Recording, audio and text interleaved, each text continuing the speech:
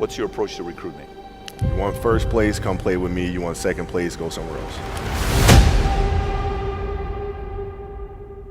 Like I would watch Magic play. I'd watch Michael play.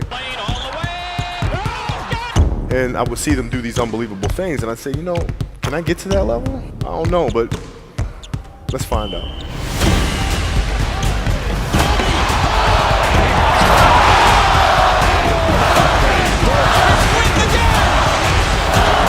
That's why he's the best player in the game.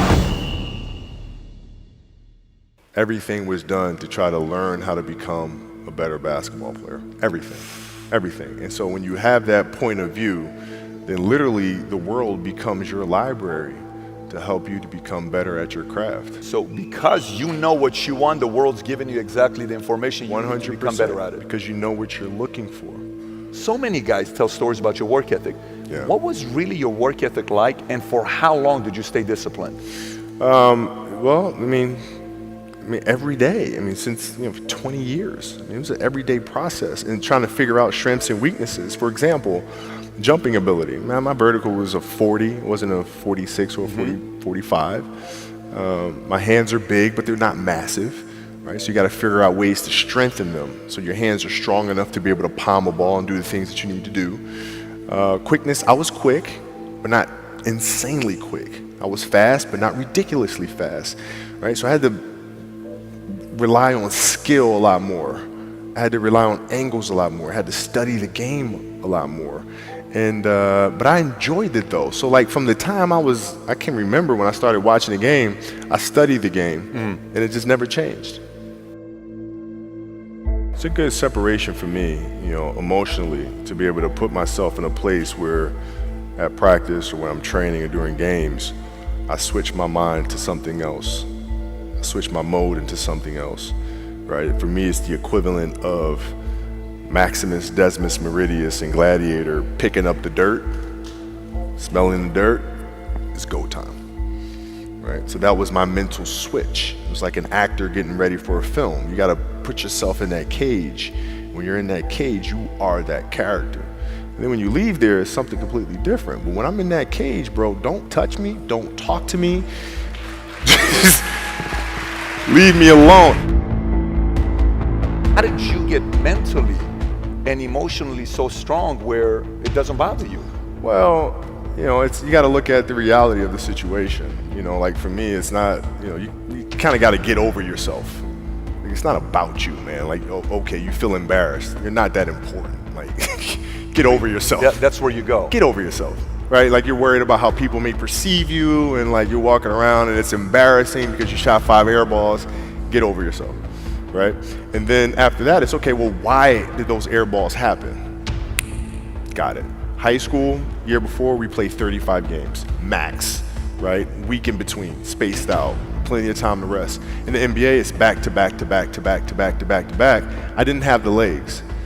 So you look at the shot, every shot was online. Every shot was online, but every shot was short.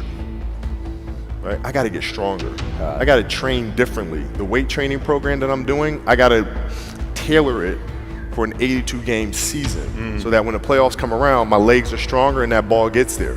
So I look at it with rationale. And say, okay, well, the reason why I shot air balls is because my legs aren't there. I go, well, next year they'll be there. That was it. Done. Were there some names that you looked at and says, these 3 guys are as crazy as I am? At the time, I deal with what I've referred to as Goat Mountain. I went to Goat Mountain and I talked to Magic, Michael, Bird, Hakeem Olajuwon, Jerry West, Oscar Robinson, Bill Russell, So I would talk to them. What did you do? What were your experiences? Michael in particular, he's become my big brother. He's been my big brother since I first came in the league. And what was that process like? So I went to them and started understanding the ins and outs of the game and how they approach things and their level of detail and obsessiveness. And that's what I did. The players that had that passion but weren't willing to commit their entire lives to doing that, right? It's a choice. right? You have other things. You have family. You have all these other things that you have to do. The game can't really be your number one priority. And so I was looking at that like, man, this is gonna be fun. If I'm buddies with you from high school, if I'm a cousin of yours, what happened to our relationship? How did that gravitate when you went into the league and you're determined to become the greatest, or you're determined to become one of the greatest? What happens to our relationship? Well, it suffers. It does suffer. Oh yeah. Okay. Yeah. And you understood that. You were okay yeah. with that. Well, yeah. And the people that love you, like friends and family, like they know that about you. Got it. So they let you be you.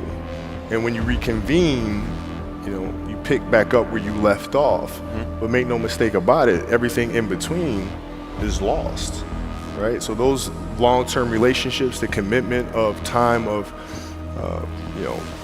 taking vacation. Like I see a lot of players take vacations with other players that are close friends.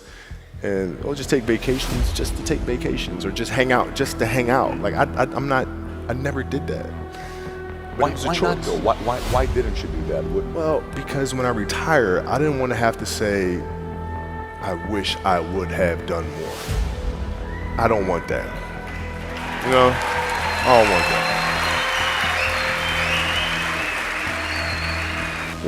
You got a lot of people paying their hard-earned money to come watch you perform. Perform. It's your job to be in shape. It's your job to be strong enough to perform at that level every single night. And as a competitor, I'm not ducking shit. Like it's not, oh my God, my back hurts, I'm sore. We got to play Vince Carter and Toronto Raptors tonight. We actually had this happen. We had a game against Toronto in 2000, and Vince was tearing the league up. My back was jacked. But like the perception of that, like what? Kobe's missing the game against Toronto and Vince Carter because my back was really spasming. But people will be like, what? Oh, he's ducking Vince. Excuse me? No, I don't think so. So I would be in the layup line like, okay, there's a lot of days where you can rest and recover. Today ain't one of them. Your back can bother you any other day. That shit ain't bothering me today. Wow. He gonna have to see me today. Yeah. Oh man. Yeah.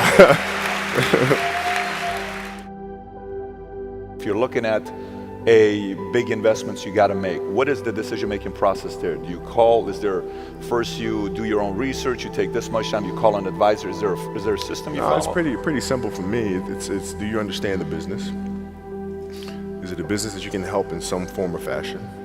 What are the barriers of entry to that business? And then the entrepreneurs themselves, the company itself, right? Do they have a culture that you believe is sustainable? Are these leaders people that you believe in?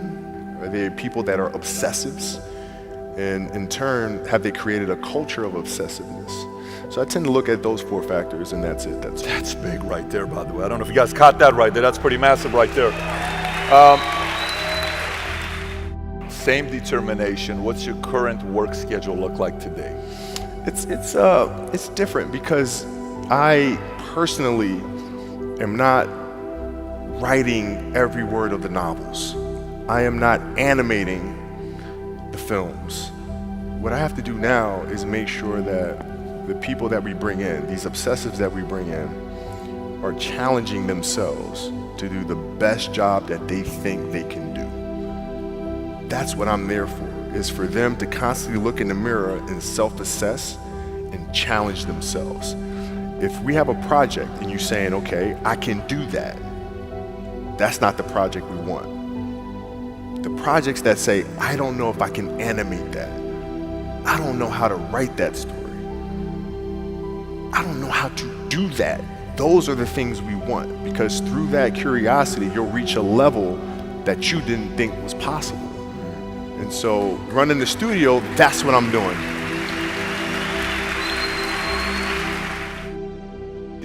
You're playing against the Golden State Warriors. Score is 107-109.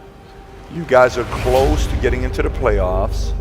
You know exactly what happens in the game. You go up, you're about to take your shot, and then all of a sudden, boom, Achilles happens, right? He went and hit the free throws, and then you walked off the stage. Yeah. And you got the surgery done. I went in the trainer's room, my kids are in there, and they're looking at you and stuff, and I'm looking at them, and I'm like, it's all right, Dad's gonna be all right. It'll be fine. It'll be all right. It'll be all right. It'll be all right.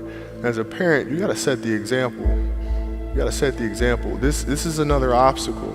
This obstacle cannot define me. It's not gonna cripple me. It's not gonna be responsible for me stepping away for the game that I love. I'm gonna step away on my own terms. And that's when the decision was made that, you know what, I'm doing it. I'm doing it.